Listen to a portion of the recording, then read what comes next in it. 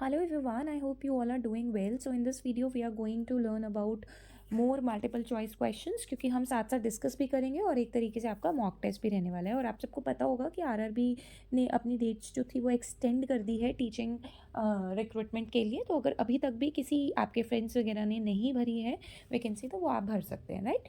So let's start with the first question. What is the primary focus of ECCE, Early Childhood Care and Education? देखो early childhood कहता है कि बच्चे की ना ओवरऑल डेवलपमेंट हो। सो ओवरऑल डेवलपमेंट को हम और क्या बोलते हैं? Holistic development. So the correct answer is C. Which age group is targeted under NEP ECCE? देखो जो अर्ली चाइल्डहुड रहता है ना वो 3 साल से शुरू हो जाता है, राइट। और कहाँ तक जाता है? 8 साल तक, ठीक है, जिसके अंदर आप FLN भी पढ़ते हो, फाउंडेशनल लिटरेसी एंड न्यूमरेसी, ठीक है। सो 3 साल से शुरू हो जाएगा तो 3 to 8 years. What is the main goal of foundational literacy and numeracy? इसका क्या गोल है? देखो इसका ना ये गोल है कि 3 से 8 साल के बच्चे को नंबर्स की नॉलेज भी होनी चाहिए और वो सेंटेंस जो है वो रीड करना आ जाए। तो अगर वो सेंटेंस रीड कर रहा है यानी उसको अल्फ़ाबेट्स की भी नॉलेज है, तो बेसिक चीज़ें। So the answer would be, आप बताइए इसका आंसर क्या होगा? The answer would be ensuring basic reading and arithmetic skills, basic one. How does NEP 2020 propose to achieve foundational literacy and numeracy? किस तरीके से NEP 2020 प्रपोज कर रही है कि फाउंडेशनल लिटरेसी और न्यूमरेसी को अचीव किया जाए? रट्टा मार के, रूट लर्निंग से बच्चों को एग्जाम बेस्ड असेसमेंट दे के, या फिर इंटरैक्टिव क्लास लगा के? Yes, interactive activity based learning करा के। फॉर्मल एजुकेशन को डिले नहीं करेंगे। What is the key aspects of curriculum and pedagogy under NEP? Curriculum और pedagogy in school under NEP क्या बोलता है? सब्जेक्ट को रिजिडली डिवाइड कर दो, मल्टी डिसिप्लिनरी अप्रोच। यस, बोलते हैं ना, no subject is started in isolation. हर सब्जेक्ट को एक दूसरे सब्जेक्ट के साथ को रिलेट करके पढ़ाना ही चाहिए। So B answer is correct, but फिर भी सी भी चेक कर लेते हैं। सिर्फ और सिर्फ कोर पे फोकस करो या फिर एनुअल फंक्शन, एनुअल एग्जामिनेशन पे। तो correct would be B only. Which of the following is emphasised in holistic and integrated learning? Overall integrated learning के लिए आप क्या फॉलो करेंगे? थ्योरी बेस्ड पढ़ाएंगे, साइंस मैथ्स पढ़ाएंगे, या सबको लेकर चलेंगे, या फिर कॉन्सेप्ट्स इंक्लूड करेंगे? तो हॉलिस्टिक के अंदर आर्ट्स, स्पोर्ट्स, वोकेशनल एजुकेशन सब आ जाती है। तो C would be the correct answer. How does NEP 2020 ensure equitable and inclusive education? सबको इक्वल एजुकेशन मिले, इंक्लूड करें हम स्पेशल चाइल्ड हो या किसी भी जेंडर, किसी भी स्टार्टर से बिलोंग करता है, तो इनमें से कौन सा करेक्ट रहेगा? सबको इक्वल अपॉर्चुनिटी मिले, येस। अर्बन स्कूल्स में भेजें, सिर्फ और सिर्फ प्राइवेट एजुकेशन कराएं, या लैंग्वेज डाइवर्सिटी को रिमूव ही कर दें? सो the correct answer will B A. What is the competency based learning as mentioned in NEP 2020? competency based learning क्या है? मेमोराइज करा दे, एग्जाम बेस्ड लर्निंग करे, स्ट्रिक्ट ग्रेडिंग करे, या फिर प्रैक्टिकल स्किल्स के ऊपर काम करे? सो the correct answer is A1.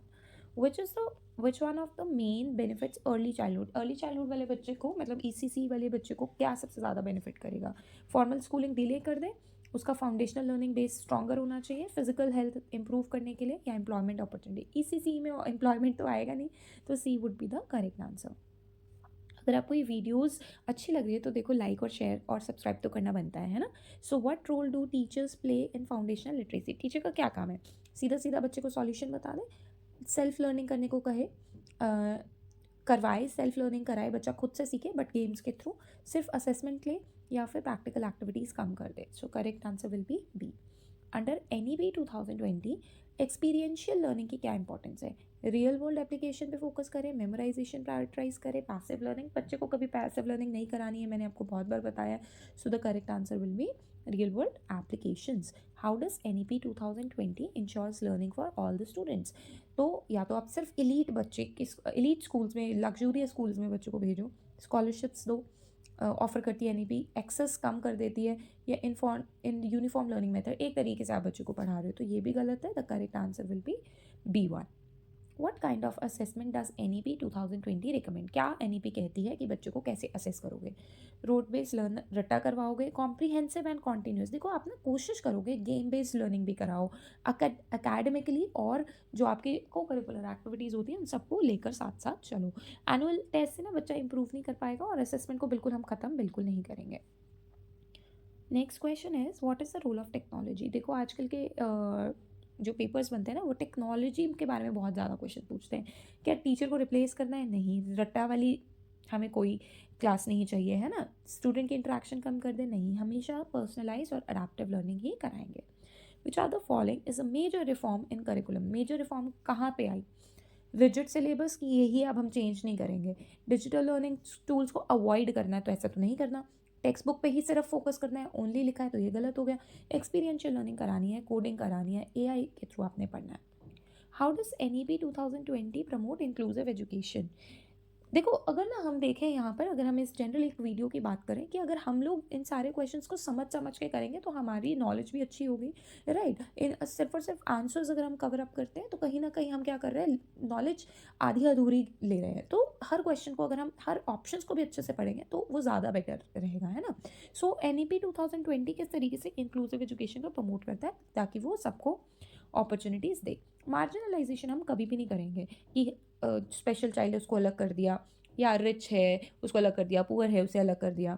Language based restrictions ऐसे कुछ नहीं डालेंगे। तो मीडियम ऑफ इंस्ट्रक्शन कैसा होना चाहिए, English, mother tongue, foreign language. अच्छा, आपने पढ़ा होगा NEP कहता है कि 1 to 5 तक, मतलब 5th तक के बच्चों को, फाउंडेशनल स्टेजेस से लेकर 5th तक के बच्चों को आपको सिर्फ मदर टंग में ही पढ़ाना है। हाँ, आप इंग्लिश में बात कर सकते हो बट जनरली आपको मदर टंग, रीजनल लैंग्वेज या मदर टंग बोलनी है। How does NEP 2020 aim to integrate, कैसे वो वोकेशनल एजुकेशन को इंटीग्रेट करे। आपने सुना होगा कि क्लास 6 से लेकर 10 तक के बच्चों को क्या दे रही है वो, वोकेशनल एजुकेशन के अंदर जैसे कारपेंटिंग सिखा रही है, पोट्री सिखा रही है, स्किल बेस्ड, ताकि बच्चा आगे जाके अगर वो पढ़ाई कंटिन्यू किसी भी बेसिस पे नहीं कर पाता तो उसके पास एक स्किल और जिससे वो अपना लाइवलीहुड बिता सके। सिर्फ एजुकेशन देने के लिए, एक्सपोजर देने के लिए, ऑप्शनल सब्जेक्ट के लिए, लिमिट करने के लिए। तो basically they wanted to give an exposure कि बच्चा अर्ली स्टेज में ही कुछ सीख ले और अगर उसका इंटरेस्ट बने उसमें तो उसे फ्यूचर में वो हेल्प भी करे। What is one of the key principle of equitable education? Equitable, सबको इक्वल एजुकेशन देना, तो सिर्फ और सिर्फ प्रिविलेज कम्युनिटी को देना ऐसा नहीं है। रूरल स्कूल को एलिमिनेट कर दे, ये भी नहीं है। अर्बन स्टूडेंट को प्रायोरिटाइज करें, ये भी नहीं है। और equal access for learners is the correct answer. NEP 2020 कैसे एड्रेस करती है need of the children with disability? So this question is acting as your homework, right? So if you are really liking the video, so please give a share, subscribe and like to this video. Thank you so much for watching.